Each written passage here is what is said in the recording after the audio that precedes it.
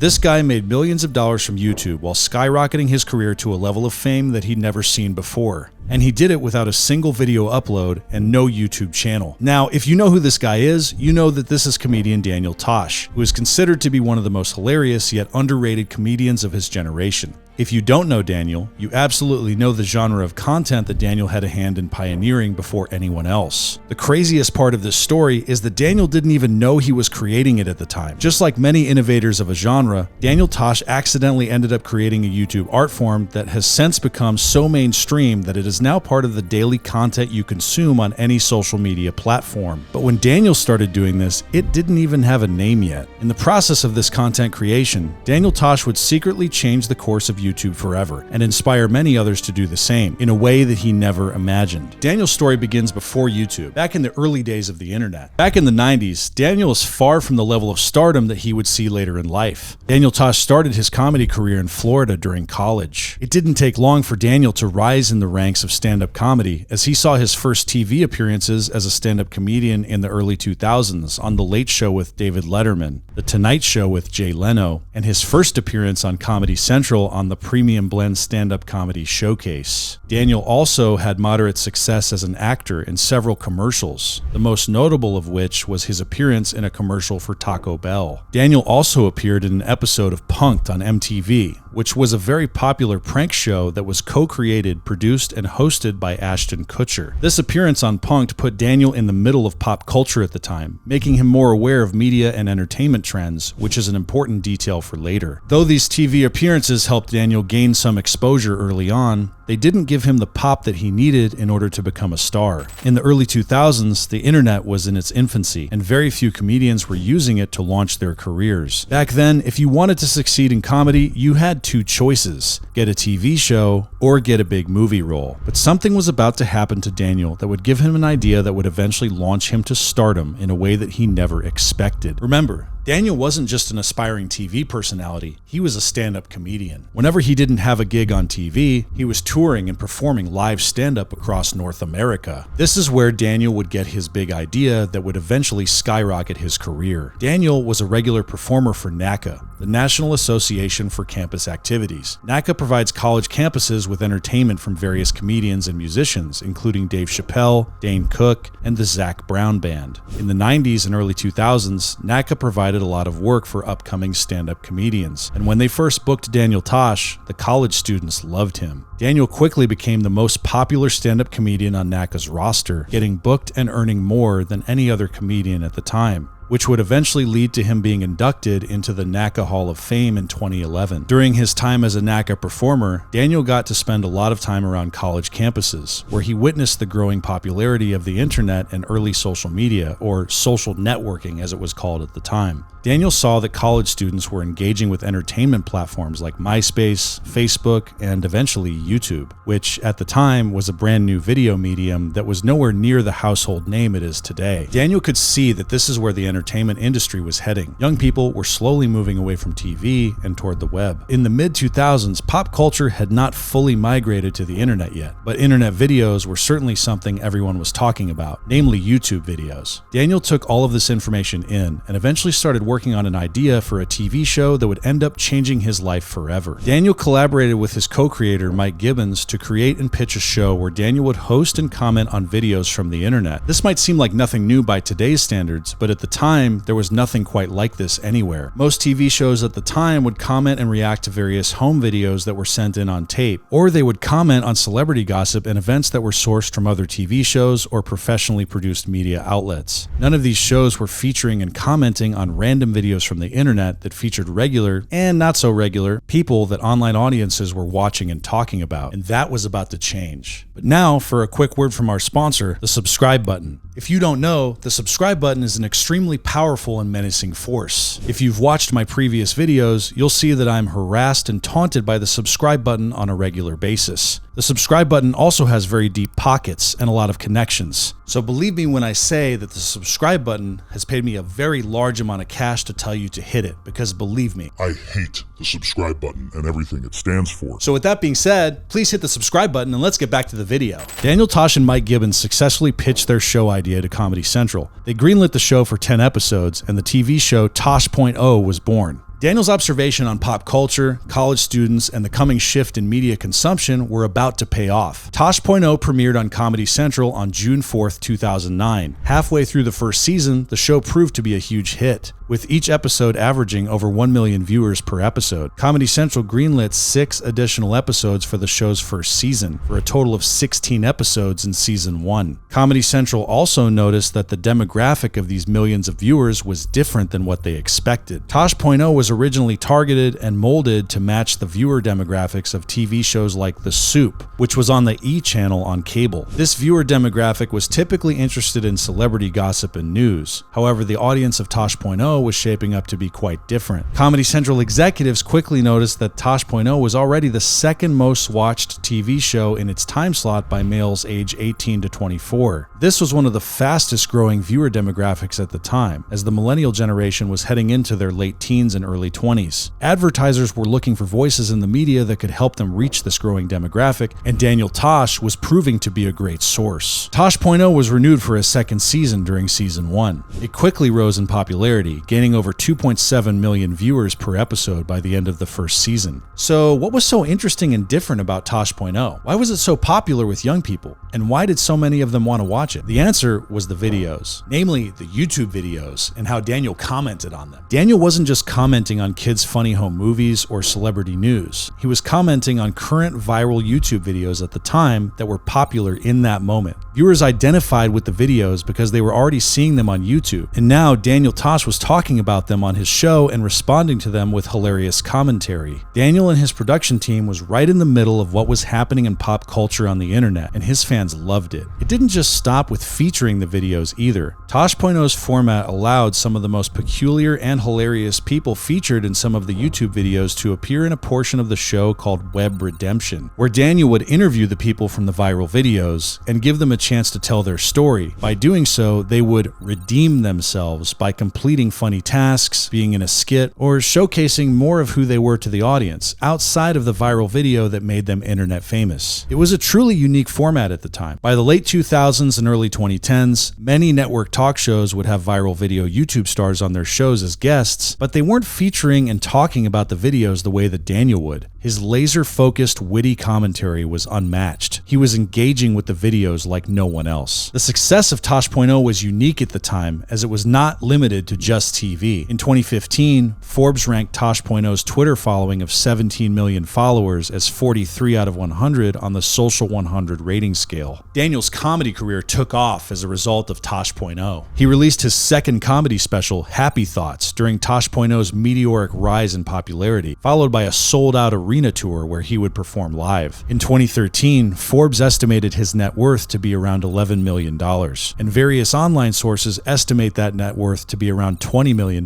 today. Daniel's career was not all smooth sailing from here, however. In 2012, he would face massive criticism and social backlash. Daniel was performing at the Laugh Factory in Hollywood when a female audience member criticized him for telling a joke about, let's say, grapes. Daniel, being a stand-up comedian that was put on the spot and being forced to respond to this audience member, replied to her by joking that several men in the audience should all have grapes with her. This incident quickly reached the media and blew up as a controversial story. This incident seemed to be a sign of the changing cultural times, however. Tosh.o continued until 2020, but most people, including myself, didn't realize it was even still on. Though its success continued in later seasons, people typically associate Tosh.o with the late 2000s and the early 2010s. Now, some people try to compare Tosh.o to Ridiculousness with Rob Dyrdek, but not only did Ridiculousness first air over 2 years after Tosh.o, the quality of the reaction commentary on Ridiculousness doesn't come close to that of Daniel Tosh. Tosh.o featured a veteran stand-up comedian that specializes in dark and mocking humor, the perfect combo. Tosh.o was first and had better commentary. So what did Daniel Tosh pioneer exactly? Well, before the Fine Brothers, Twitch streamers, and any of the thousands of similar creator channels like them, Daniel Tosh was commenting on YouTube videos with some of the funniest commentary possible. Daniel Tosh was essentially the first first YouTube reaction influencer. He made millions of dollars from reacting to YouTube videos and trending internet memes. Tosh.o laid the foundation for all of the huge reaction channel personalities on every platform today. If you watch carefully, you can see characteristics and traits that all of these content creators display that can be traced directly back to aspects of Daniel Tosh's personality, which makes Daniel Tosh possibly even more of an underrated content creator than underrated comedian. But Daniel's story is nothing compared to the story of Bernie Mac, who launched his comedy career with a single joke.